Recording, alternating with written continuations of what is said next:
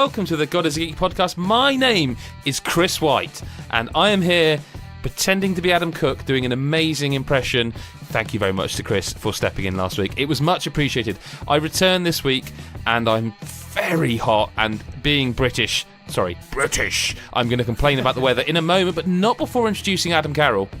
Yes, I'm very cool, I'm relaxed, and how's the weather? Burning up. Because Adam, they already knew you were cool, mate. Oh, listen, I thought you were going to say that. That's why I said it. Thank you, Adam Cook. That's fine. Adam Cool, I think you'll find my name. Adam Cool. It's very, very calm here. I'm not melting like you boys. Well, the other boy you refer to, of course, is Gary Bailey. Gaz, how are you? I know the answer, but answer anyway. Melting very much. We're not going to really complain about the weather because, like, it's just...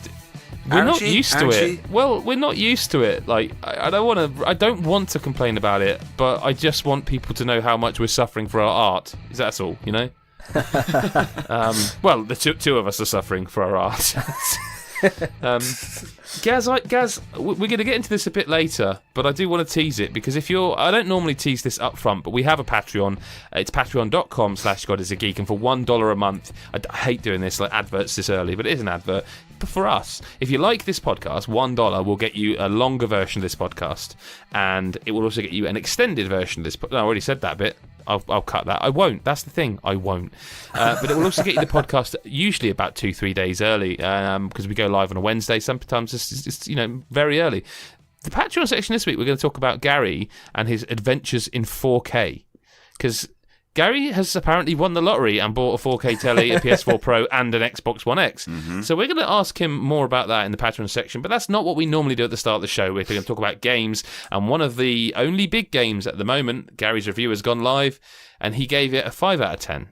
The Crew 2, Gary. So disappointed. I mean... Were you expecting it? Were you expecting this, though? Like, the Crew, when that first came out, I enjoyed it. Like, it was a game that I wasn't sure about, and then I played the beta, and I was like, yes, I'm in for this. And I bought it day one. Played it quite a bit. It had its problems, but I was like, it's okay, I enjoyed it. And then I reviewed, Calling All Units, I think it was called? The DLC that they released. What was the other one? There was one where they re-released the game. Wild. Yeah, that's it. Which I don't know whether that was in homage to like Smuggler's Run or something like that. It was that kind of style. God only knows. But that's neither here nor there. But yeah, it was one of those things where it improved an awful lot. And I can only hope that this does the same. I think it will. I think it will. I do genuinely believe. Yeah, I mean, it's in 12 Ubisoft's months. way, I don't think it will be the kind of. I don't want to say turnaround because Rainbow Six was always good, but I don't think this will be quite as big a turnaround as like some of Ubisoft's games have been, like where they've released like something like The Division where people liked it but now they love it. That kind. I don't think it's going to be quite that. But I do think it will be improved. It has to improve, right? I think it was just because like they did do the job of improving the first game over time, and yet they learn none of the lessons for this one. Yeah, exactly that. You took the words right out of my mouth. It's just like no lessons have been learned There is from a script here. I just read ahead. Sorry. And it's its biggest problem because the game, like the handling's mostly great, but they've kind of done that thing of like, the cars anyway. The cars I thought handled really well. I don't want to cut across you, but I want to ask you a question because I haven't had a chance to talk to anyone else who's played the game. The planes, right? Do you feel like there could have been a better way for them to control? Like, do you feel... Because Gary, describe to Adam, who hasn't played this, how you turn... So a plane is going straight, and you realise your objective is, let's say, 90 degrees to your left. Explain to Adam how you would navigate 90 degrees to your left in the plane. Well, I don't even know the technical terms, but you basically rotate, so your wings are basically vertical, and hold down, and you'll come round in a corner, and then straighten up again, if that makes any sense whatsoever. Here's a question for you. Would it have been better if and this is maybe not an easy thing to implement, but it would have been better if the plane stuff was either always first person, or if when you're in a plane, the second stick controlled the camera, and that's how you turned. Yeah, that wouldn't be like too in an bad. aeroplane game. Yeah. Although, have you tried playing first person in the planes? I actually didn't in the planes. Now I think about you it. cannot see shit. Okay. Your window is pretty much about, well, it's a few centimetres. That's it. And it's towards the top of the screen. So if you're low, you can't see where the ground is or anything. So you might end up hitting things. Right. It's not very good. But yeah, the planes I found boring. Just incredibly dull. So I found them exciting at first, and then after, say, 3 or 4... Well, I nearly said races. There are races, but initially you do these... They're basically... Stunts, aren't they? See, I hesitate to even say that, because they're so rote. Like, you start off and it's like, right, do this sequence of tricks or stunts, and it's like, right, so... fly directly up into the sun sort of thing, and you'll get, do that for X amount of yards. Okay, now do a barrel roll, and now do a loop-de-loop. Now fly low against the ground. And you're like, this actually, I could see how this would be, this is cool.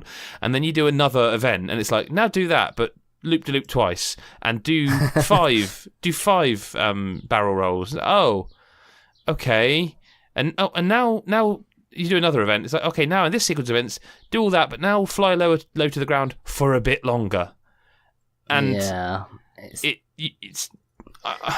not that fun. I mean, I think it kind of nails one of the overarching problems with the game. Is it just loops the same. It's almost like the original Assassin's Creed. When it had like the same 3 missions over and over and over, like throughout the entire game.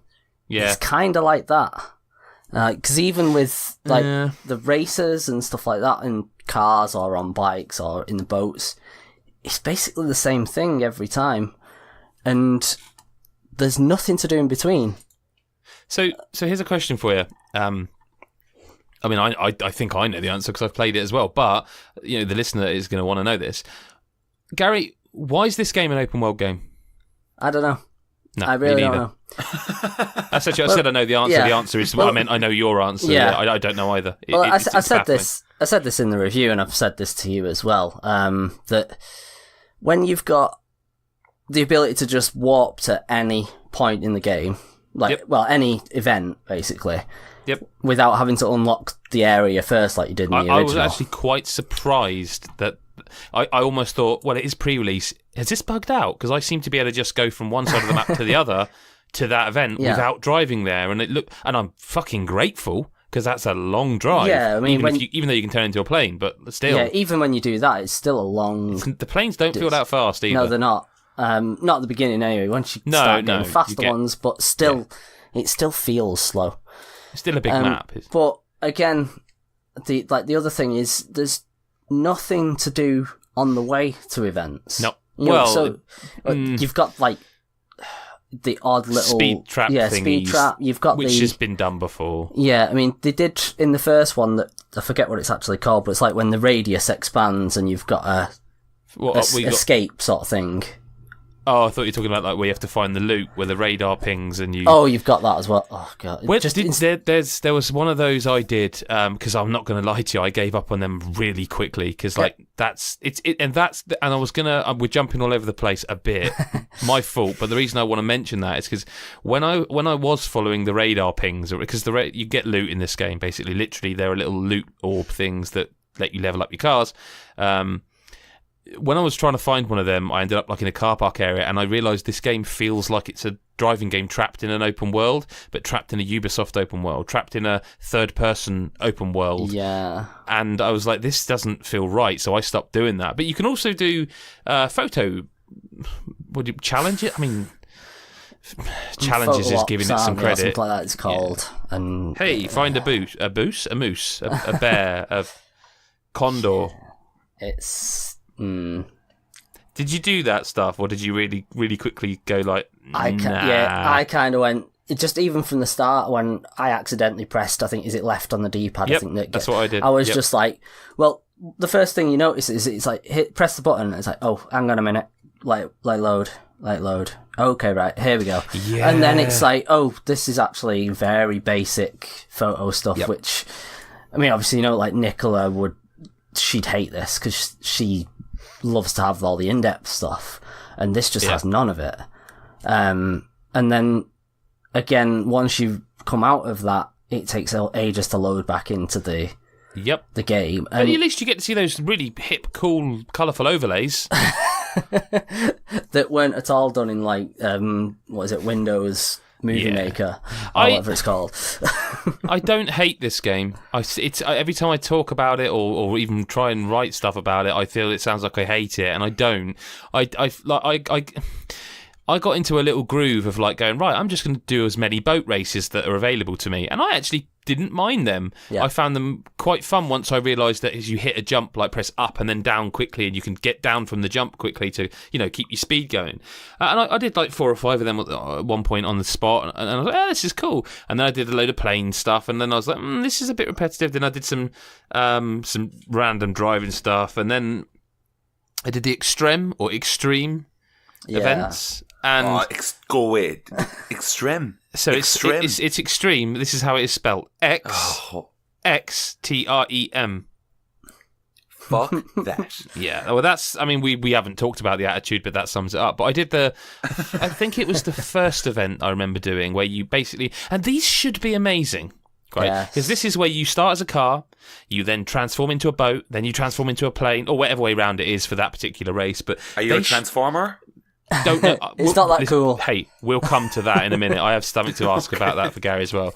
So you do this, and right away, I think the first one, I'm like, the track for the car part is way too narrow for the handling model in this game. Yeah, and the AI is too aggressive. The AI is too aggressive, and like I am literally missing checkpoints and having to put myself back on that because the car I'm in's too fast for this narrow track. The handling model doesn't fit this vehicle. This track, and that's fine. I caught up, turned into a boat. Great, no problem. We're 3 minutes into the race. Done the boat bit. Miles ahead now. I've been first for 3.5 minutes nearly, and I'm back. I've done the plane. I'm back in a car, and I clipped a tree and finished 8th. And that 6.5, 7 minutes was fucking wasted because this game has some of the worst rubber banding I've seen in modern video games. So the reason I say this is because, again, it sounds like I hate it, but I was really enjoying that. I had like a 2-hour session at that point, and I was like, this is really good. And then that at the end of it was like, you don't want me to enjoy this, do you?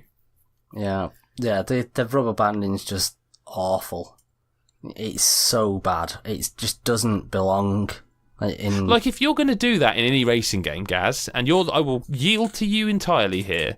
You are the racing game fan. I've always loved racing games, but I will, confess you play more of them than me. However, if you're going to do that in a game, don't bother making other people be on just make it a time trial. Make every race a time trial. Because if you're going to make it so that one tiny mistake in a game with no rewind option is going to cost me 7 minutes of my actual real life because I now can't win. By the way, I think that's one of the first races that asks you to finish first. All the other races before it are like, finish in the top 3, which is fucking stupid because it's a driving game. Surely you should want to win. But this race, the really long race, that's when you have to finish first. Yeah, and I don't know about you. I nearly launched a controller, mate. I nearly threw the controller, and I have not done that in some years. I don't know about you, but, I mean, that aside, because obviously it's bullshit. The very first one that you do, I think it's like the opening one. Yeah, because that's how the game starts, doesn't it? Yeah, you get the whole thing of where the Inception thing, where the world folds in on itself. Which can we talk about that? On the way here? Because did they just forget they did that at the start of the game? That's exactly what I said. It's like, just, where did that go? So, Adam, what we're talking about is, in the trailer, they do that thing where as you're a car, the world does the Inception, bends in on itself, and then you turn into a boat. Yeah. And it looks really cool, and you're like, oh, wow, this game's got all this weird sort of terramorphing shit from Inception going on. I can transform between a car and a boat. They do that, like Gaz says, in the opening level, and then it's like someone forgot they said they were doing it, and they just don't. Yeah, maybe the work was too much. It was one of those things it's like, we've used this to advertise the game, but we can't actually make it work. So I do think the transforming thing is cool. I really do like that. However, go on, Ads. No, I was just going to say, why you actually are going to say something like kind of good about this game. I want to know the pros. Like, where does this game stand right now? Because there's a lot of race games coming on. Like, you all enjoyed like Onrush and stuff. Like, Onrush is it's a different it's a racing idea, game, but I find it difficult to say Onrush is a racing game because it is, because you are driving a vehicle. But it's I think Onrush. I mean, this is a tangent, but I think Onrush is not getting the attention it deserves, because I think in an industry where and I'm not shitting on these games because I love Gears of War, for example, but where there's Gears 5, Final Fantasy 15, Call of Duty, it is the 13th one of the main series. Battlefield, it is the 11th one of the main series. I think in an industry where that is happening, and again, I'm fine with that. I like every game I've just listed. I feel like Onrush is one of the most original ideas for a video game I've seen in a great many years. When you consider how many games are just sequels with, what can we do to make it slightly different? We talked about this a few weeks ago, I think, when we were like, well, but Gears 1 to 2 added this, but not. It was still a Gears game, Uncharted 3 to 4, blah blah blah. And it was The Last of Us we were talking about, weren't we, Adam? It was just you and I think. We were saying about what do people expect. It's The Last of Us Part 2. It's literally called Part 2. But I wonder if Gary's going to agree. I suspect he does because of his review. But I feel like Onrush is not being celebrated, despite being one of the most unique titles or unique ideas I've experienced in some time, actually. Yeah, it's. Go. Sorry, go. No, Gary, you go ahead. Sorry, man. Say he just deserves far more players. Much more. I mean, they've just patched it, haven't they? I think, and I'm looking to get back into that because I'm sure they've patched in some significant stuff, actually. Yeah, I want to see it in 4K as well. Yeah. See, I didn't talk about 4K last week, and I realised it after the pod, and I mentioned it, and now I'm like, no, I've got to talk about it. So. No, hang on. Before we do move, we've got a little bit more on the crew, I think. But I was going to do it in news, but we've talked about Onrush 2.0 patch notes. They've actually added a whole training mode. I don't know if it'll be live on Xbox when you hear this, but it's live on PS4 now. In training mode, you can hone your skills with each of the 8 vehicle classes in high score training mode. Now, that is actually one thing I think is a great addition, because you do have to kind of learn on the job in that game. This is great. Enhanced photo mode. New gear, quicker respawns, which is, again, I think that's great. Get into the action more quickly. That had to be done. That had to be done. Revenge takedowns, tombstones, improved OSD, some new settings, new UI, HDR brightness and tags, stability performance improvements, and various bug fixes. That's great. Like whether they have the player count or not, I'm so pleased to hear that's supported. Yeah. Do we want to talk? I mean, the crew too. That's what Adam was asking. He was asking about the good stuff. Good? I think the transformation stuff is amazing, and I sometimes, I don't know about you guys, but there's sometimes I was doing it where it's like, technically, like from an actual design technical standpoint, this is incredibly impressive. Yes. That there's no load. Yep. You just literally are flying, you click the right stick, you press, I think left or right would be car, I forget, and you just fall from the sky as a car and drive off. Like, if you want to, you can fall from the sky as a boat and beach yourself on the land. And the fact that you can do that is amazing. Yeah, or you can turn into a car and drop into the water as well. It instantly puts you back on the road, but still, which is a shame. I kind of wish you could just sit there underwater. The problem is, I don't think they do anything with that, and because I think they don't go used in racing. If it was like, okay, you've got to get from point A to point B. Yes. But you've got to use. But you could probably cheat, couldn't you? Because you could just become because there's checkpoints. Because it's like you basically, like, you'd have to use each vehicle, for a set amount of time or something like that. But you don't even get to choose when you change in the extreme races, do you? Nope. And I feel like the way the Crew 2 becomes a better game, and I don't think this is something they can do with updates, is they need to lean into that shit, like the mad shit. They need to accept that. Why have they tried to ground this game in reality with, like, your XP bar literally being a social media count of followers when you can turn from a plane into a car by clicking a button? Lean into that madness.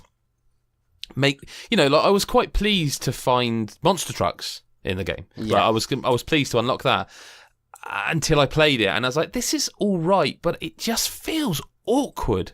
I can't get up that half pipe properly. You know what I mean? Yeah. Yeah, it's got it's got real potential.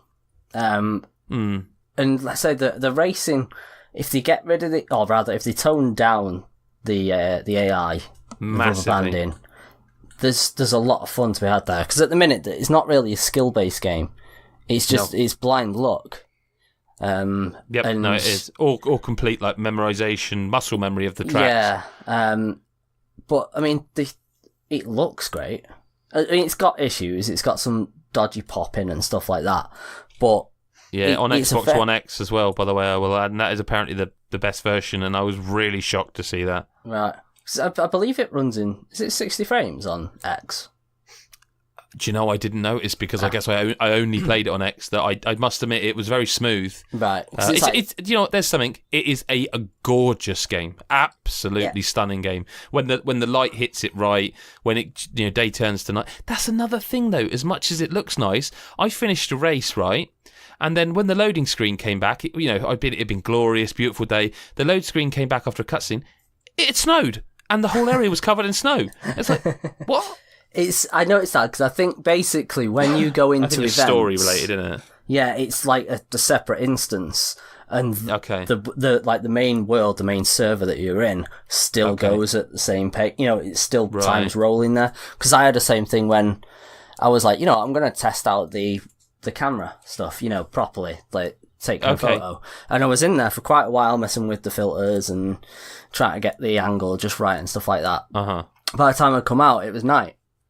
And while I was doing the actual photo, it was like the sun coming down, so you had that really sort of beautiful orange glow and all that lot. And I was like, this is really cool. And then I say afterwards, it's like, hang on, it's night and it's pissing down. Like, what just happened?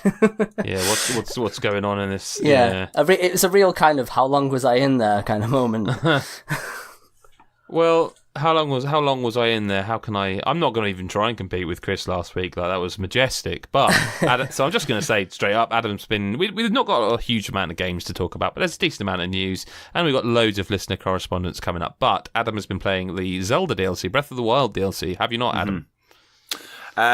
Yes, I have started this, and if I'm honest, I'm really surprised it's taken me this long to begin. I haven't started it either.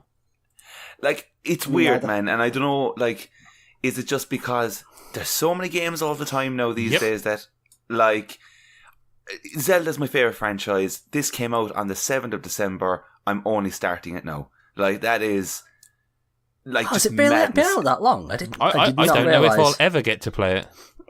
It came out on I'm pretty certain the 7th of December. Wow. It came out.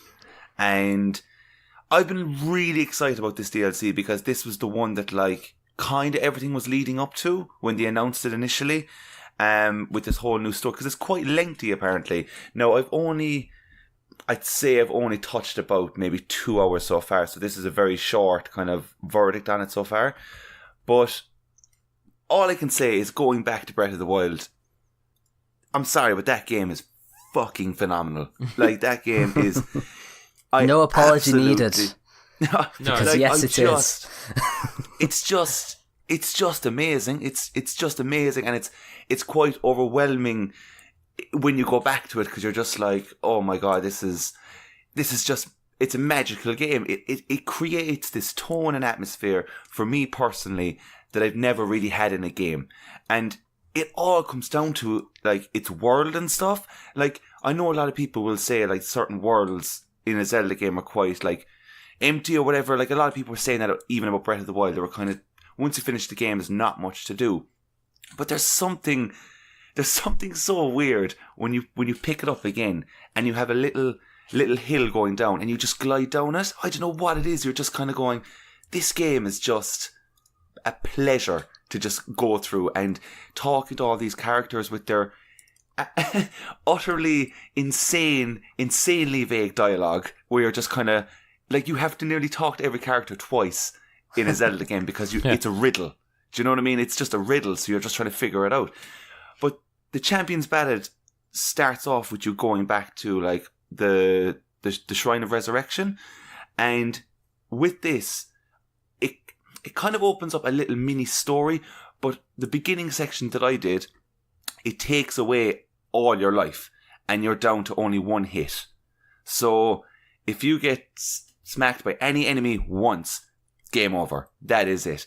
And within the section I was doing, I had to go to 4 certain points within the world, fight off a round of like 10 enemies or whatever that were like in it, like, you know, those camps and stuff that they're always at. Fight off from 10 of them, and then a shrine will appear, and within that shrine is a new trial and whatever. The challenge is very, very hard.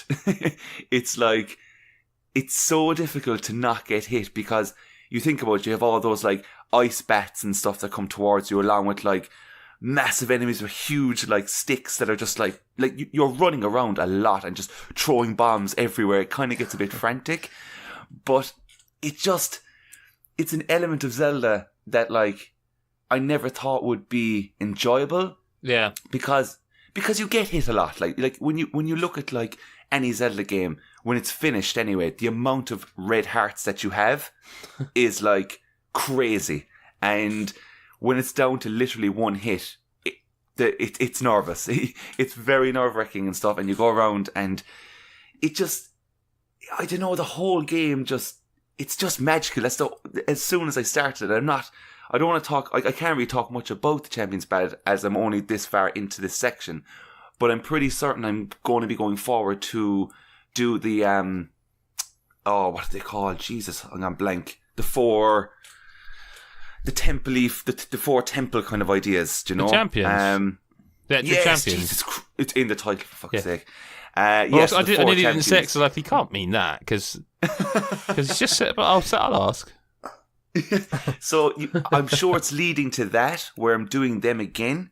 Maybe. I never thought of that. I think it's going that way, and I think I might have seen something about that. But anyway, so far so good, but going back to Zelda is really what was the best part about this for me. I bet. Because I think as time is going on, like people are just afraid to say that, yeah, it's probably the best game I've ever played. Like, this shit does not happen anymore.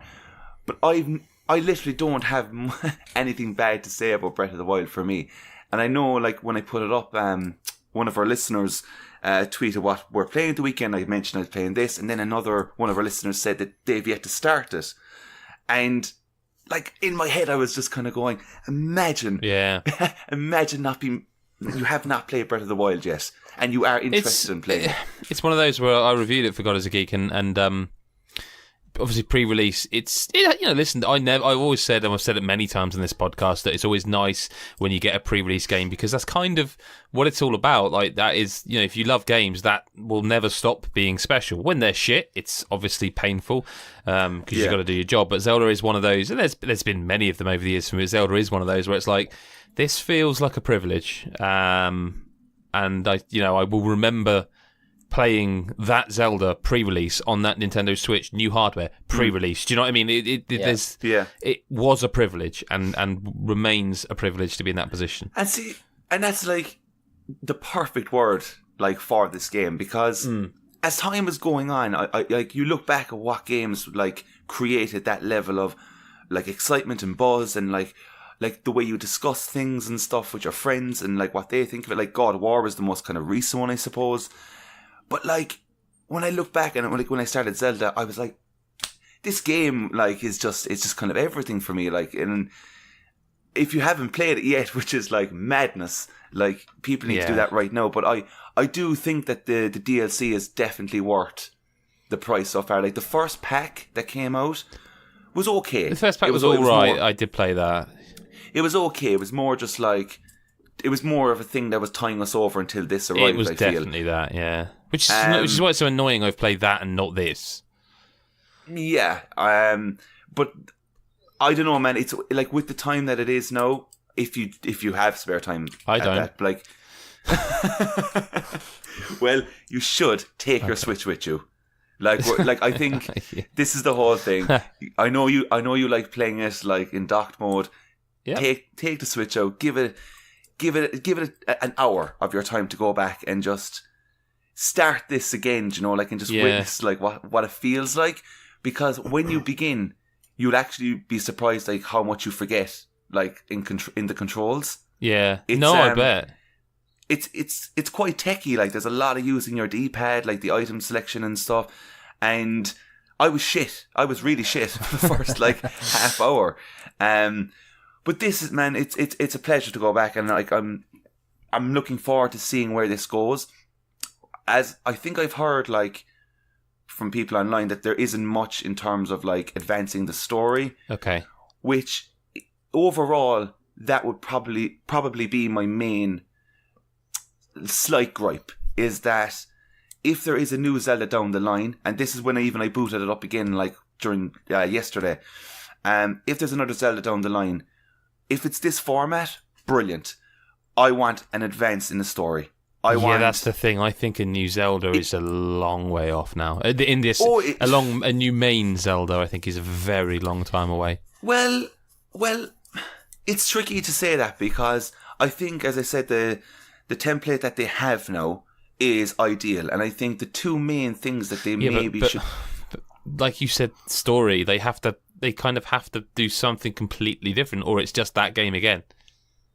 Yeah, and see, I thought that like if down the line they're going to do it, keep it the same style, because I think a lot of people were into it, and make the story more like I want pure emotion. I don't want this like repeated theme going along, and I think maybe the weapon situation of them breaking all the time. Get rid. I think they can think that again. That doesn't bother me all that much, but yesterday when I started it. When I started it, I did forget about it until it happened. After it was like your bow was about to break, and I went, "Oh, for fuck's sake, really!" And it is kind of annoying. Like a lot of people really hate it. I think we'll get like another remake before we see another new Zelda. I really do. I think they should bring out Skyward Sword. I think they should. I think they might. Back. Yeah, I think that's possible. But because that game takes some fucking long time to get going.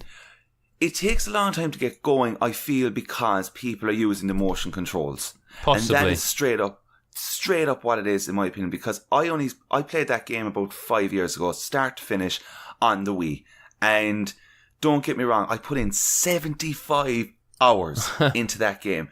My wrists were destroyed. Yeah. Okay, like it is tough. But that game has, without a doubt, the best relationship between Link and Zelda. Yeah. It has some of the smartest dungeons, like, in all of Zelda's franchise. And I think the world is super cool. Like, it's the closest thing to Breath of the Wild in terms of its visual aspect and stuff.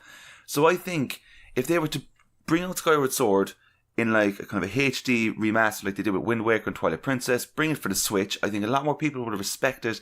It'll also give them more time to dive into a new Zelda and work on a new story. But at the same time, I don't think they're going to give us a kind of a heavy story, because how long are they making Zelda games like? And it's the exact same at Mario. We don't we see a trailer and we think we're going to get something, and then we get it, and it's just, in a nutshell, it's kind of a same old theme. But like, yeah, I'm looking forward to seeing where this franchise goes again, because like they could release another DLC for Breath of the Wild, and I think like a lot of people would be up for it. They're not going to do that, but I know what you mean. But they're not. No, but it's like it's done now. This is everything that's out for this game. Yeah, but this is it. It's just interesting, man, and like I always remember at the time as well, very quickly to say that like when the game came out, like me and you, Adam, constantly sending each other like gifs or whatever, quick gifs and stuff like about what people were doing in certain shrines and everything.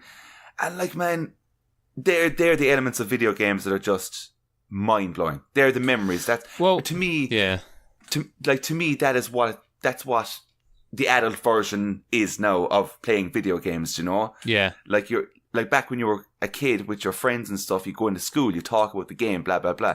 This is now like, to have that feeling still from a game is it's just incredible. And I was doing so many things within the DLC that like, it's not obvious to do, but it kind of just clicks you. Oh, I remember I saw somebody do this. And then I did it and I was like, oh my God, like this is just exceptional. Yep. Well, So we can move into news here, and you've given me the perfect link from one exceptional game to another. How do you feel about that? Overwatch.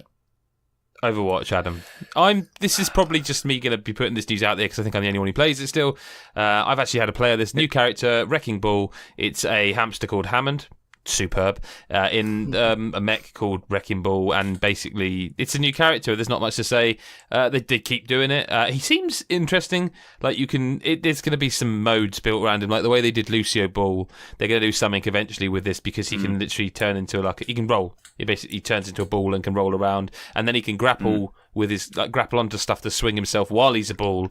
And yeah, like if you've got the PTR, you're already playing it. It's not a huge story. It's just like they just keep doing it. They just do you think that like this character kind of looks like I feel like they've taken something from what's that really early episode of Rick and Morty where the dog I never thought of that can talk, and it kind of looks like that. Season 1. Are you still playing Overwatch? I play bits and pieces of it. I like to keep my eye in, as it were. I tend to boot up the PTR when they do something new, have a look in, but mostly my boys play it. But like, I think Overwatch is in a funny spot because like this is like all the other new characters have been like robots or people. They're straight up just doing animals in mechs now. Like they could do what they want now. I think. One of the main characters is an ape, isn't he? Yeah, okay, that's fair. But what is he? Is he a gorilla? It's one of them, yeah. But at some point, do you think we're going to get an Overwatch 2? Because it always weirded me out that it was called Overwatch Origins Editions, and I don't think while they're pumping out content and they've got a healthy community, they're going to feel the need to. But I'd love to see an Overwatch 2 that continues with the multiplayer but adds a single player. I don't think we're ever going to get that. Well, certainly not for a while. But I sometimes think about it. Where is it in the ranks of like Fortnite and stuff? Like, how does it feel? Because I think Overwatch is one of the best multiplayer shooters ever made. I think it's incredible. There's not been a multiplayer shooter that captured me in my adult life like that. Like even Titanfall 2, which again I think is also one of the best ones ever made. I don't think even that captured me the way Overwatch. Like I lost a summer to Overwatch. Like I did the thing I tell my kids not to do. Go outside while it's sunny. You'll regret it. I just lost a summer. It's impressive. They're pretty good at supporting games. I've been thinking of going back to it, like, as well, because it's really good and it feels different. Insane. They've also changed. I'm not a fan of this. They've changed, like, they had the character types, like attack, defend, blah. It's now just three of them as like assault, defense, and I think tank. I can't remember. They just so they've just admitted that look, this doesn't work. But I don't know. Gary, moving to a story you've put down here. Gary, talk to us about Halo, please. Yeah, they're finally getting this TV series happening. Woo. Which has been talked about for ages. Woo. Yeah. I'm guessing you're not a fan. But they did live action Halo for something. But the biggest the biggest thing here, I feel, if I'm right, guys, is it with Showtime? Yes. So what was the previous stuff then? Because if I remember correctly, it was actually quite good, wasn't it? Well, was it Forward Unto Dawn was very good. I think that's it. Was that for Halo 5? That was the one for Halo 4. Yeah, 4. Okay, I thought it was reasonably well received. That it was kind of more of a film than, because it was made specifically for it, I think. And I really enjoyed that. Then they did 4-5. They did Nightfall, which was like a series. That's what I'm thinking of. Yeah. I think it was. Oh God, is it Ridley Scott? I think it wasn't him, but it was his. Yeah. People, whatever, Okay. His label. I can't even think of the film equivalent. And that just. Its main character was Locke, and Locke was just a shit character. That's right. And it's no disrespect to the actor. I forget his name. The guy who played Luke Cage. Not Nathan Fillion, was it? No. He was Buck in Halo 5. I'll tell you what, I'm still taking that knowledge as remembering he was even in the game, because I can't even remember who he is, but the name rings a bell. But that one, like I said, it was just the character of Locke was crap, and just the whole series just felt like Pitch Black, but with the Halo universe, and it didn't really work. But Yeah, I mean, with this one, it's got Amblin Entertainment, Steven Spielberg's thing. So you've got a decent backing there, and there's big people behind it, man. yeah. So if they get it right, I mean, I think if they should look at Forward Unto Dawn as a template, how to do it, and if they take that and run with it, go for it. I just hope that the people backing this didn't see or hear about this and go, "Oh, Halo, yeah, I remember that was huge," or whatever, and they're just gonna go for it. I hope that the people backing this are genuinely like, they're going to deliver a lot of fan service for the fans. Like I'm not a Halo fan, but with Showtime being on board, that's a huge surprise, because like Showtime, they have Dexter, they had Homeland, Billions, Californication, Twin Peaks, like they have pretty successful shows, but they also seem to they take on a lot of shows that have their I think gamers are going to be the ones who watch this, obviously. Yeah. But I think Showtime are okay with that. I feel, because there's a lot of shows that they have that I know nobody that talks about, but they're not cancelling them. Do you know what I mean? They just keep it going. So it will be. I personally feel it's a bit too late. Like, I don't really know how many people will care for Halo TV show. I think it depends on what they do, like where they set it in the timeline, and how far off it is. We don't know when Halo Infinite's coming. Yeah, I mean, if they time it right, then and Infinite's as big as it could be, and they bring it out at a similar time, then it Infinite really is basically off. Halo 6, isn't it? Yeah.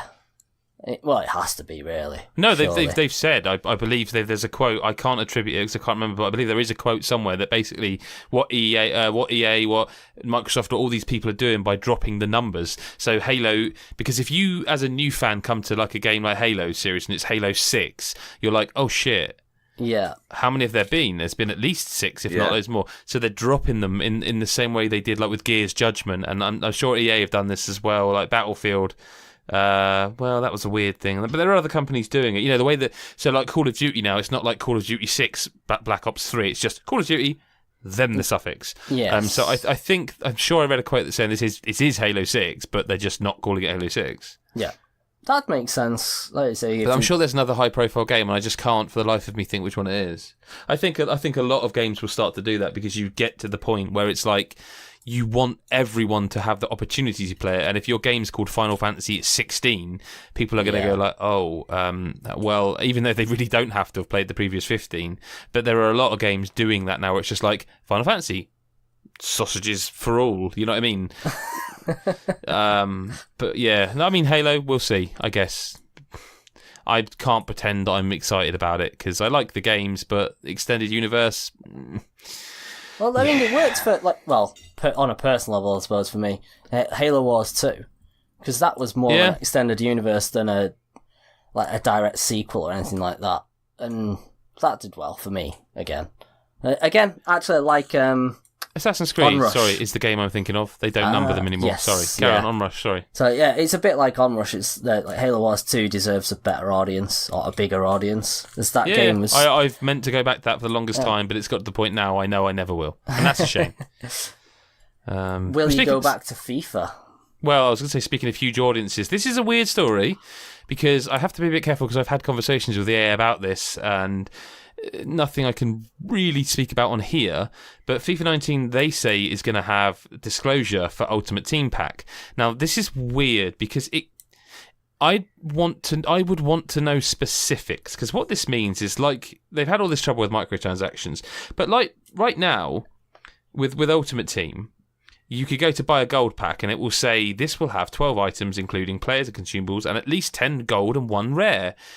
Which is a disclosure of sorts. The point is, it's not enough. That's what these governments and these laws are saying. Yeah. So EA, it is EA Sports Vice President and Chief Operating Officer Daryl Holt has said, for Ultimate Team, when you buy a pack, you know what you are getting. You are getting a certain number of assets that are guaranteed, and we're going to start to do pack odd disclosures that will show you the odds of what you might get. That doesn't say anything. That sentence says nothing to me. That is, they already do. You know, that'll be in our product year 19 title, so at least that aspect of undertaking what the chances are of getting X, Y, and Z card. Now, I don't believe, I'm reading from Eurogamer, Wesley Yin Poole, he says the same. I don't believe for a second it's going to be like, well, you've got 1% chance of getting Ronaldo or whatever. It's just, I guess it's good they're doing something, but I still don't feel like they're really explaining what. They're just saying, yeah, it's almost like them going, yeah, well, we know, we'll fucking do something. And it's like, yeah, because it's kind of like it. Everyone else is acknowledging now that microtransactions are a problem.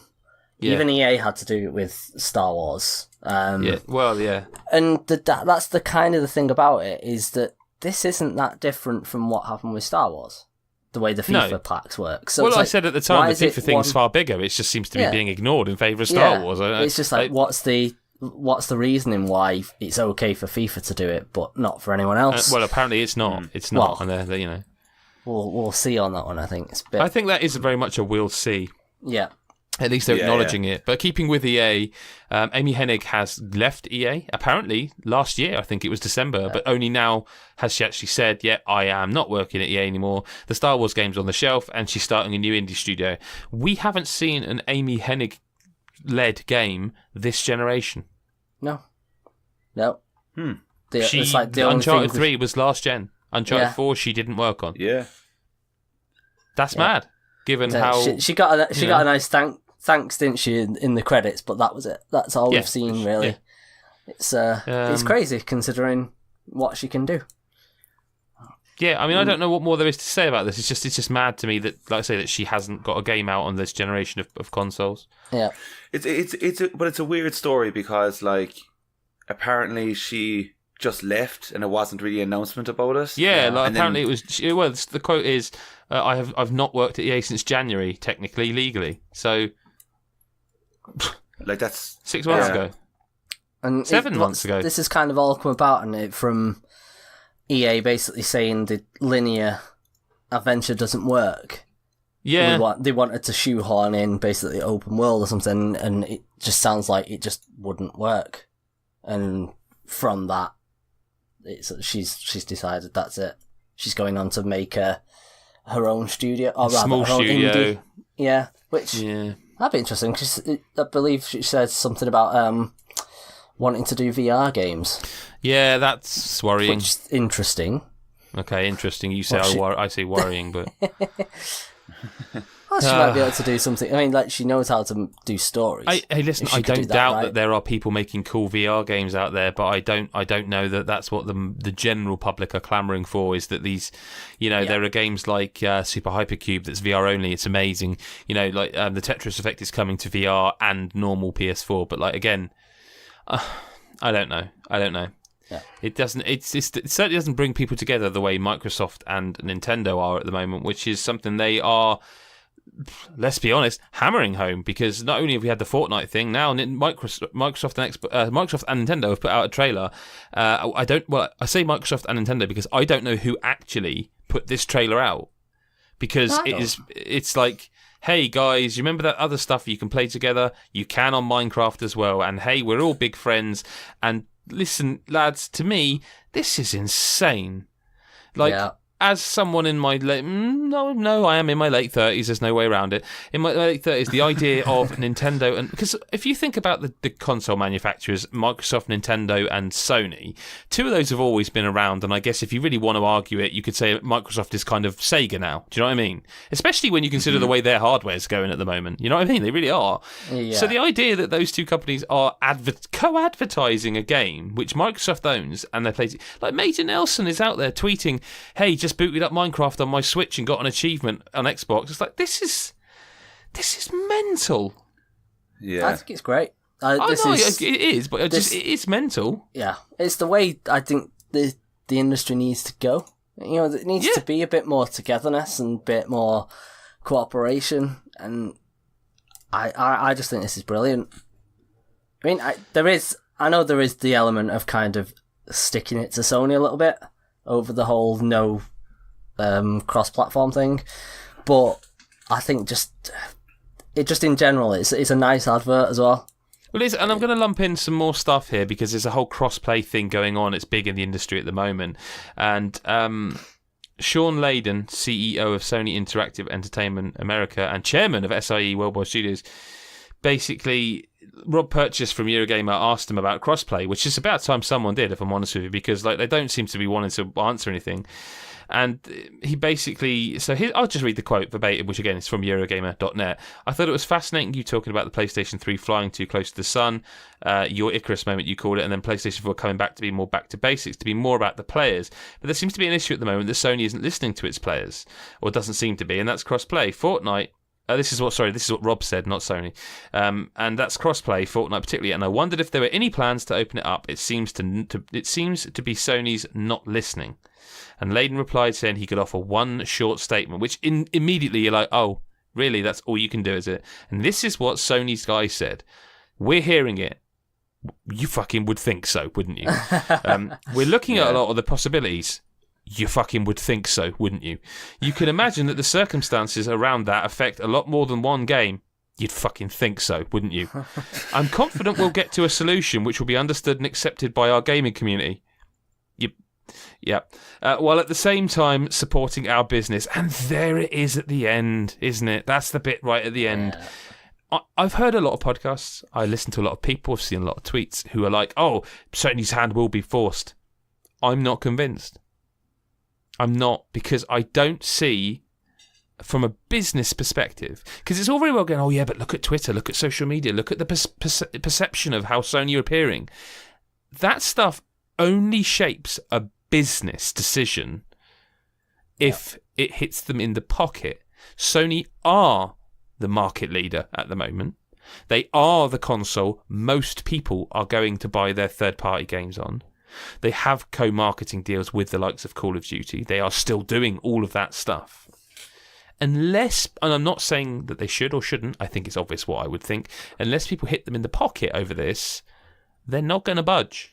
They're not, because that is what it comes down to. It is not a nice thing to say or hear, but it is about money. And they said that, the ex-Sony guy said that. And it is always going to be about money. And don't think for 1 second. And this is an open invitation. Phil Spencer, if he wants to come and have a chat on the podcast, we'll do it. I'll happily have that man on it. He is someone I would love to sit down and chat to. I would love to ask him, if he was boss of Sony, would he do it, hand on heart? Because Microsoft can do all this because they're not the market leader. And I think probably Phil would probably say yes because he wants what's best for gamers. I don't know. Yeah. This is a really weird situation. And on top of all of this, Todd Howard at Bethesda has now come out saying that Fallout 76 crossplay is something they want, but Sony says it's not possible. And they've had problems with Sony before with the mod support. Yes, that's right. I remember that. It isn't looking good for Sony in a perception thing, but do they care? I guess we'll just see, won't we? Over the next 6 months or so, and see. Because I mean, once they've got stuff like Spider-Man out of the way, and like their big titles, it's kind of going to see if it kind of starts to affect sales in any way. Yep. And you might even see stuff like the balance of Red Dead 2. I have seen people tweet that, saying that, hey, I was going to buy it on PlayStation. I'm not now. I've got both. I'm buying it on Xbox. And it's like, wow. I mean, well, to be fair enough. I've changed that now. But that's probably because you got an X. It is, but that is kind of it's a good reason now, because it's like I know. Well, I would hope at least it would. No, man. Listen. Like when I'm reviewing a game on it, I would now say, can I have Xbox code, please? Because it's the more powerful console. I'm not a fanboy. I want the best possible experience, and if that's on Xbox, great. If they can, I'll often ask a PR. I like to say, which version's best. And if you can send both, great, we'll look at both, but I'd like to play the best version of your game, and we make it abundantly clear which version we cover. Yeah. But there's not all the sort of shady stuff going on, because finally this week, Bethesda are now suing Warner Brothers. Because this is absolutely mental, this story. I don't know if you guys have seen this. Basically, there's Fallout Shelter, where there's a game but Warner Brothers have released about, based on Westworld, and it is very similar. The details are, though, that there is apparently a bug in that game. I mean, they may have patched it. If they're smart, they would just leave that game alone. But there's a bug in Westworld, or a glitch of some description, that was in the pre-release code for Fallout Shelter. And it is apparently very specific to that code, that the fact it's replicated is like, you're using our code. And I believe that some elements of the development team of the Fallout game did work on the Westworld game. Right. But Warner Brothers are saying, nope, we've spoken to other devs, and no, we're fighting this. And it's like, this is a mess. A little bit. They're not going to win it. You don't think so? Oh, who? Sorry. I think Bethesda will win it. Oh, I think so too. From the information we have, this like, seems pretty open and shut. Yeah. It's just, if they're going to stand their ground, it's just entertainment for us, because like they're fucking idiots if they think they're going to get away with it. You know, like it's like all you got to do is look at even a screenshot, and they're just identical, pretty much. So. Well, look, let's move away from the negativity. I know, I've just read the first question. Listener correspondence. David Ayers asks, what's the one mechanic that just turns you off a game? For me, it's turn-based combat. That's Tim speaking, not me. Gary, what's the one mechanic that just instantly turns you off, that makes playing it a fight? Eating and drinking in survival games. You bastard. I should have gone first. Okay. I was going to say survival mechanics. I like survival games, but when they're like real, like the minutiae of survival, it's like you've gone too far. Yeah, because that's saying like when you've got stuff like I think State of Decay is a good example. It's a great zombie survival game, but then it's like, but you've got to watch out for your stamina. You can't stay out too long and stuff, and you're just like, okay, right, I get it, but it's a bit much. But it's stuff even like Minecraft. You know, when you're playing like not the story mode, the adventure mode, whatever it's called, and it's like, no, you've got to eat. I'm like, why? I'm a fucking block, man. There's no realism there. Yeah. So it's just sometimes it makes no sense. Like in stuff like The Long Dark, that makes sense. The whole game is built around, proper survival. But when it's a game where it's more about the adventure and stuff like that, when it's suddenly you've got to eat and drink and I suppose the biggest example recently was Kingdom Come.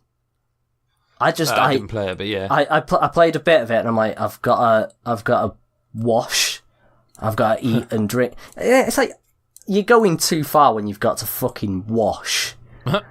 It's like, why? I do that in my real life. I get in the shower and I eat my breakfast and stuff like that. I don't need to do that in a game. I really don't. What about Adam? What's the one mechanic then that turns you off a game? It's survival. It is as okay. well. So we've covered it. It's survival, and if I had to kind of say another one as well, as time has gone on, I just don't have patience for any grid-based kind of like combat games. Okay, that surprises me a great deal, actually. I just feel like I've crying. Yeah, I was thinking of Into the Breach and older games like Final Fantasy Tactics or Fire Emblem. Having said that, Into the Breach does it so well. Into the Breach is just brilliant, feel Gary. like Come a on, grid-based game. You don't need to defend it, Gary. It's brilliant. End of. See, the thing, No, Adam, is, I would love to play into the Breach and stuff. You can, mate. Why don't you do it now if you want? We'll wait. I just know that when it starts in its grid-based antics, I just don't have the patience. I'm just like, I'm not. No, listen. I'm going to move to the next question. I'm not listening to this. This is disgraceful. Matthew Fallon would agree with me. I bet. Tweet Adam at Adam Zokes and tell him how wrong he is about Into the Breach. But he. I didn't say Into the Breach was doesn't bad. matter. You did. You implied it. Fucking played it. You fuck. You implied. But he wants to know. I've got a few of these. But he wants to know, what are your most anticipated games of the second half of 2018. I'm just going to go, actually, if you don't mind, because I would have said, and I wonder if Adam will agree with me, I would have said WarioWare Gold, because I love the WarioWare Gold game. Oh, Wario games. Yeah, me too. Needs to be on Switch. I don't want to play my 3DS anymore. Sorry. What else is there? I'm looking down a list of games here. Do you know what? I've already played it. I know. I am unbelievably excited to be able to have Dead Cells on Switch. Like, just to be able to have that sat on the sofa. You've been building that game up massively, and I am very excited to give that a shot. One of the best Metroidvania roguelikes I've played in my life. But does it count? I've played it before. It still counts. Spider-Man. I am very optimistic about Spider-Man. Are you? Yeah, that Spider-Man Homecoming has changed me. I'm a Spidey fan, man. My spider senses are tingling. Like, I am ready for that game. But even before Homecoming, were you not like... No, I didn't like Spider-Man. No, because I didn't... It's like, I really like Insomniac, but I just don't care about Spider-Man. But the new Spider-Man film and like his stuff in Avengers has really made me a Spider-Man fan. I'm very excited to play Shadow of the Tomb Raider, but I feel like I have nothing to say about it because... It will be a very... don't be like that. No, I mean, it'll be a good game. I just mean, like, you know... I'm always excited for PES, and the stuff I've seen of that looks astonishing. I'm always excited for FIFA. I saw a tweet earlier today. For us, I forget, I think it was just a retweet from Konami. Of PES, right, yeah. Yeah, that's what for a split second, I was like, I thought this is a World Cup clip. Someone put a side-by-side up of like two stills from the stadiums, and I don't want to be like, oh, Adam's building up the hype. I genuinely was like, look, it's probably because it's on a phone screen, the images aren't like full 4K or whatever, but they were like, fuck, you know, that is some tasty graphics. I'm quite excited about Code Vein, but not hugely. The stuff I saw from E3, I was like, this looks fucking garbage. Okay. I'd just be perfectly blunt and honest on that one. No, fine. I mean, I'm going to throw Forza Horizon 4 on this list because I think that game... You've got mine right there. I'm going to throw Assassin's Creed Odyssey on there because of what I'm still playing Origins and enjoying that, and that looks cool. I'm going to throw Black Ops 4 in there because I want to see what they do with Battle Royale. Sure, fuck it, Adam. Will we just say every game? I'm skipping loads of games here, and I've not yet mentioned Red Dead Redemption 2. Yeah, I think everyone's looking forward to that. I think it's almost like a cheat. So I have a question. I have a question about that. Is that game in danger of under-delivering? Because it's out in... Let me finish. Adam, please, let me finish. October the 26th, right? So we're about 3.5 months... Well, July, August... 4 months away from it, right? We've seen no gameplay. None at all. And everyone is just assuming 10 out of 10 game of the year. I think if I was them, I would be wanting to temper expectations just a bit, because to have seen no gameplay and people be declaring it to be the best game of the year, you know? Yeah. I mean, Hitman 2 is out in November. You know? Fallout 70. I'm quite looking forward to Fallout 76 because they're doing something different with it. But any games you guys are particularly... it's just, I mean, so Red Dead definitely, Spider-Man again. But yeah, for me, it's Forza. I think if I have to pick one, it's between Forza and Spider-Man, and I think it's probably Spider-Man because I like that kind of game just a tiny bit more than driving games. Yeah, well, that's the thing. I mean, like for me, it's like Horizon 3 is probably the best racing game of this generation, and yeah, no, I agree. Yeah, if it's half as good, I think that's where I'm going to buy an Xbox. Yeah, for Forza. Yes. Yeah. Okay. I think that's what I'm going to have I missed any games, or have we covered them all? I'm sure we've probably missed something. Well, I didn't mention Pokemon. If someone's listening to this on the bus or whatever, just screaming into the air. We didn't mention Pokemon, we didn't mention Just Cause, but, you know. He also wants to know, by the way... nobody looking forward to Let's Go Eevee and whatever. No, I just mentioned that, Pokemon. I am, yeah, but it's not up there with... Yeah. He also, Matthew, wants to know how long is it taking each of you to sweat through a t-shirt in this weather. I'm actually not, because, like, not to sound like a smug prick, I've lost a good amount of weight, and although I am, like, now sat here, I'm melting, but generally speaking, I'm finding it okay. Like, I've even did a bit of sport in this weather, and it's like, yeah, I feel good about myself, man. Gaz? Yeah, I mean, full disclosure at the moment, I'm not wearing a shirt. So I'm not far off there. Yeah, I'm winning that one. And Adam's obviously in cold land, Canada, so... Well, hang on a second now. During the week, it was about 30 degrees, and I was working in a kitchen with no air conditioning. Okay. So, I sweated a shit ton. Okay. Chris Hyde, this is a fantastic question. I am really looking forward to this one. He wants to know, if you were the other guys and or gals, it's just guys this week, on the pod for a day, what would you do and why? Like, so in other words, if Chris, not Chris, if Gary, if you were me or Adam, or do both of us, what would you do and why? And Adam, same for you. If you're ready to go, I have my answer. Okay. I would be Gary. Cheers. And I would sit down. From start to finish in the day, just playing Bloodborne. Oh, and you were going to go there. I think he wants us to do every one of us. So I think you have to do me as well, because I was going to do both of you. So. Oh, fuck it. Adam Cook. If I was Adam Cook. You mean you'd have the world at your feet? What would you do? Fuck it. There's so many choices. You know what I'd do if I was Adam Cook? Yeah. I'd go play with that dog. Yeah. Okay. Puppy. Go play with a puppy. I mean, I'd do that. We dogs are the best thing. Oh, mate, they are. The absolute best. If I was Adam, I would sit there. I'd explore Canada while just gently stroking my tremendous beard. Well, I'm stroking my beard, but I'm on a podcast right now. And if I was Gary, I would transfer all of my obviously huge amounts of money into the account of one Adam Cook. Because, like, guy's loaded, as you're going to hear. Have we all been done? No, Gaz, you've got to do Adam, and Adam, you've got to do me. This is sounding a bit weird now. Yeah, this has gone full innuendo, hasn't it? Yeah. I did. I kind of boring. Same as you with that. Is like I'd go explore Canada. I'd just fucking get in a car and just drive. Yeah. That's fair. Yeah. Adam Cook. I have Adam. Adam. Yep. I would spend, because we all know how horrendous Twitter is, right? Yep. I would spend an entire day in your control, right, with your phone, and I would just tweet every dickhead that you dislike and you really want to hate. That'd be some list, wouldn't it? Call them out. That'd be some. It'd be some list, my friend. God blimey, you'd need more than a day for that. Yeah. Thomas at Llama Fluff 42 says, question for the pod. Obviously, that's what I'm reading it. I could have left that bit out. Given the crew's, this is going to be a really short answer. Given the Crew 2's day one state, would you ever advocate pre-ordering or a release day purchase these days? I'm just going to say, I'm going to speak for all of us. Don't care if you agree. No, never pre-order a game. Unless you've seen every review of every person you trust and you're like, and they're giving it massive scores and everything you read is like, oh yeah, okay, they get it, they want, yep.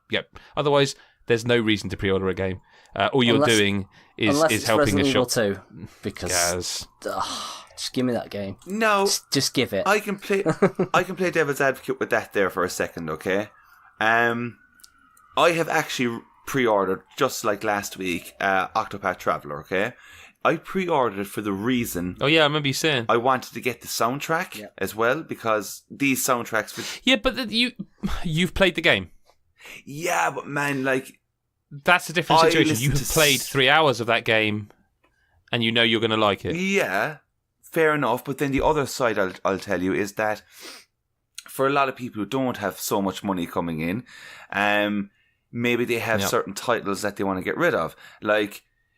There's a lot of shit of like trading in this game that's usually worth a tenner and you get like 20 for putting it towards a pre-order. There's a kind of benefit in that sense. I'm not saying it's the ideal way.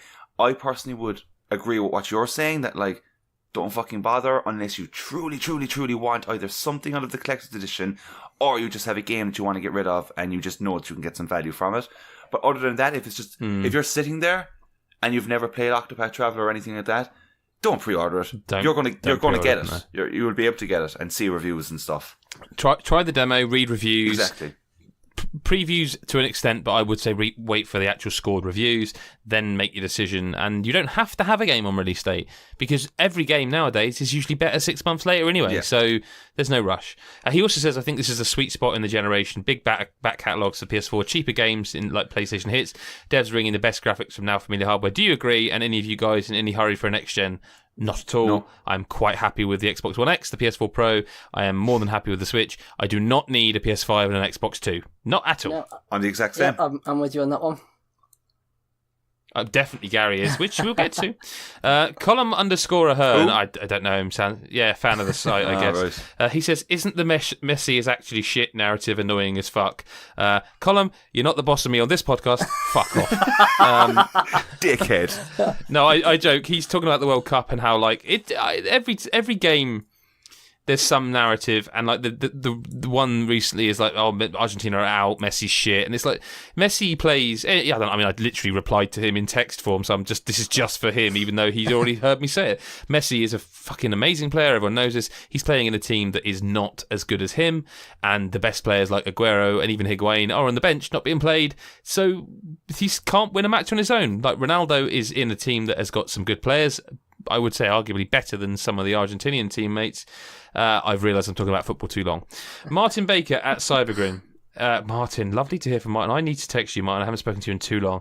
What are your thoughts on the Google Game Service rumour? Is it too much of a monopoly on our lives from Google? Phone, TV, home, as well as the AdSense stuff from trawling our search data and no doubt listening to our every word through phones, etc. I would think that if you aren't already in the console business, I'm not sure it's a smart decision to jump into it, because remember how Ouya did? Yeah. Oh, yeah. Yeah. Yeah, exactly. Remember how all these like retro hardware, like the Atari stuff's going? Like, remember there's a lot of N-Gage? shit. Yeah, I mean, Apple keep trying to make the Apple TV a game console, and nobody uses it for that. Excuse me, I don't know is the honest answer. Like, I think there's no point worrying. I mean, I'm a man with Alexa in my home. Oh shit, she might have just replied. But you know, like, I know it's recording. I know they're probably tapping me. I'm not doing anything illegal. So. Oh, that's so weird. I mean, is it this day? I've not looked fully into it. Is it another one of these streaming things that they're trying to do, or is it like a? Well, then we don't know. Is this the thing? Because I mean, if it's a streaming thing, then no, just because we're nowhere near ready for that. But no, we're not. But yeah, I'm not sure. Like you said, I don't think there's really room for another right now. No. I had a question for us as well, because I was thinking about a game that I would answer to this.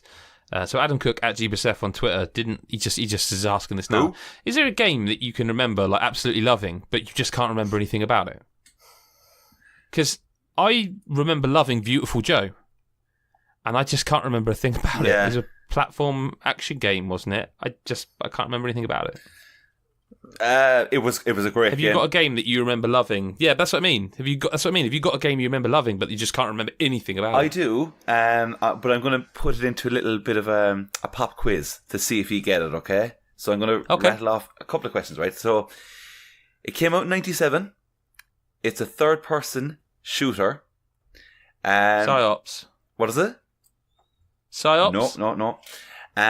Okay. I think let me just double check. Siphon Filter? I played it on the PC. Then no. 97. The protagonist's name is Kurt Hectic. Who? Thea? What's that? Thea. No. And Kurt Hectic is a janitor 97. who must attempt to save the Earth from an alien invasion. No. No idea. And when I say the name of the game, when I say the name of the developer, no. When I say the developer, I think that's when you'll probably get it. But it's kind of hilarious to know that his name is Kurt Hectic. Remember that, and that he was a janitor who was saving Earth from an alien invasion. Because when you know this game, I hope you do, you'll be like, holy shit, is that what that game is about? Because I did not know that. The developer is Shiny Entertainment. Earthworm Jim? No. And the game... MDK? MDK. Fucking hell. That game is about a janitor. I remember playing it. Again, Murder, Death, Kill. I remember loving it loads. I played it like a whole bunch when I was young. And I remember the game being incredibly fast, being like... Because I don't know if you have played it, but at the very beginning... Yeah, I have, yeah. Do you remember at the beginning you jump out of a plane and you're like avoiding these like huge lasers that are shooting up at you? Yeah. Because you're trying to land into like a kind of a spaceship, and you collect these like crazy weapons, and there's like... When you land in the first area, there's like this item, but it's like... it looks like a chicken in a box and it's running around the place. That's right. It's like this off the wall game, and it was really fast. He'd be walking, but it looked like he was just absolutely sprinting it. And he had this weird kind of like parachute that used to just come out all the time. It was a bizarre game, and I don't think it's like good to go back to it now. But that was one that I remember loving, but I can't remember much about it. But those things. That's a podcast for this week. Thank you very much for listening. It's always appreciated. Again, that reminder, patreon.com/GodIsAGeek. $1 a month. You get loads of early access. You get exclusive access. You get a longer podcast, an earlier podcast, more of us. You get a Discord channel, which is like old MIRC, if you're old enough to remember that. It's a chat thing. You can come and chat on that. We were actually encouraging people to ask us questions that are not game related that we'll answer in the Patreon section, perhaps. Whatever you guys want to hear. Adam Carroll, you can be found at Adam Zokes on Twitter. Gary is I'm Too Hot Gary, or Blue Fury 47. Yep. On Twitter. I nearly said 43 for some reason. I'm at GBSF, of course, at God is a Geek, and just chuck God is a Geek into any search engine, followed by Facebook, Twitter, Instagram, whatever you want, you'll find us. But do make sure you subscribe to this podcast if it's your first time listening. Make sure you go to iTunes, review it, 5 stars, just a really short review, because it helps visibility, and the more people that find us, the better everyone else gets to find us, and it's success. We want success. That's not too much to ask, is it? I ask you, dear listener. Thank you, Adam. Thank you, Gary. Thank you very much for being here this week. Thank you for hosting. Thank you. Thank you for holding down no need for that, Gaz. It's 1 week. I've missed 1 week this year. I was actually being genuine. It just sounded a bit snide, like, thanks for hosting. thanks for bothering to be here this week. Ignore him, guys. Ignore him. He's just being a prick. Okay. Well, listen, that's the role I play on this great thing we call the God is a Geek podcast. Thank you very much for listening, listeners, and we will speak to you next week, or whenever you choose to listen. Bye-bye for now.